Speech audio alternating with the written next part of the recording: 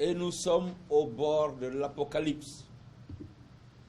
Il est vrai que pour faire de la surenchère, on nous a fait comprendre qu'il y avait des terroristes, qu'il y avait des djihadistes. Mais ce n'est pas chose nouvelle. Il y a 3 ans, nous avons effectué une tournée dans le Sabadola. Nous sommes passés par le village de Khosanto après Saraya. Et à Sabadola, l'on nous a appris que tous les vendredis, il y a des prêcheurs qui traversent la frontière, un pays voisin, vous pourrez consulter avec votre géographie, qui viennent avec leur moto et leur kalash, et qui font des prêches, et après, à la fin de la mosquée, ils recueillent, ils tendent la sébille, et ils retournent. C'est connu. Il y a 2 ans, moins de 2 ans, en tournée dans le Ferlo, je disais que le Ferlo est un réservoir de djihadistes, parce que vous trouvez des hordes et des hordes de gamins qui ne vont pas à l'école parce qu'il n'y en a pas. Vous semez en eux-mêmes les germes d'une rébellion future parce qu'ils ne se sentent pas intégralement sénégalais. Une célèbre réplique d'un célèbre homme politique de notre pays est encore dans nos mémoires. Il ne m'a pas fallu une seconde pour reclaquer ma langue et préciser qu'il était important que tout le monde sache. C'était pour prendre date pour des événements comme celui-ci. Comme on dit chez nous, afin que nul n'en ignore. Nous devons, je disais-je, saluer la mémoire de ceux qui sont partis.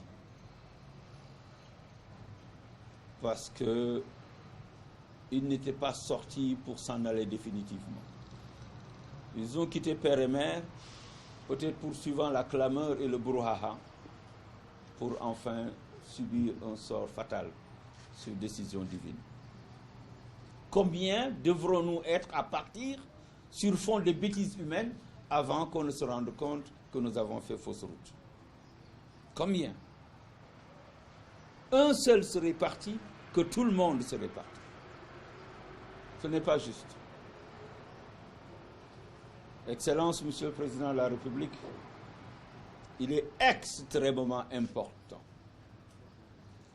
que nous renoncions à cette ferveur qui semble nous habiter lorsqu'en des moments comme celui-ci, nous sommes beaucoup plus poussés par la chicotte que par l'écoute. Nous avons l'obligation de marquer cette pause parce que nous sommes à votre disposition pour vous écouter et tendre votre parole. Mais c'est la vôtre que le peuple attend. C'est la vôtre que le peuple veut entendre. Ces Sénégalais d'ici, dans tous les coins et recoins de ce pays, les Sénégalais de Milan, de Rome, de Paris, de New York, de partout ailleurs, veulent vous entendre. Pourquoi diable ne leur parlerait-on pas? Pourquoi? Nous ne sommes pas meilleurs qu'eux. Ils nous ont confié leur destin. Nous avons obligation de rendre compte, non pas seulement en période électorale, pour être gracieux avec de larges sourires, avec des embrassades, de larges poignées de main pour obtenir le suffrage. Mais nous sommes là à période régulière. Lorsque les secousses font tanguer le navire, que nous puissions redresser la barre et rendre compte. De demander un peu plus de calme et de sérénité, un peu plus d'écoute. Oui, la litanie de vos réalisations est énorme. Elle ne finit pas. Mais un seul grain dans la machine pourrait faire dérailler celle-ci. Et nous n'en sommes pas loin. Vous avez cette capacité, moi qui vous ai pratiqué, de pouvoir vous faire entendre et vous faire écouter. Faites-le avant qu'il ne soit trop tard.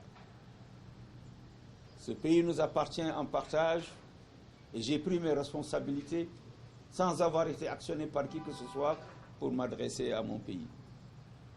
Je ne veux pas demain que l'on nous dise pourquoi n'aviez-vous rien dit au moment où le pays prenait feu de toutes parts, au moment où le navire prenait eau de tous bords.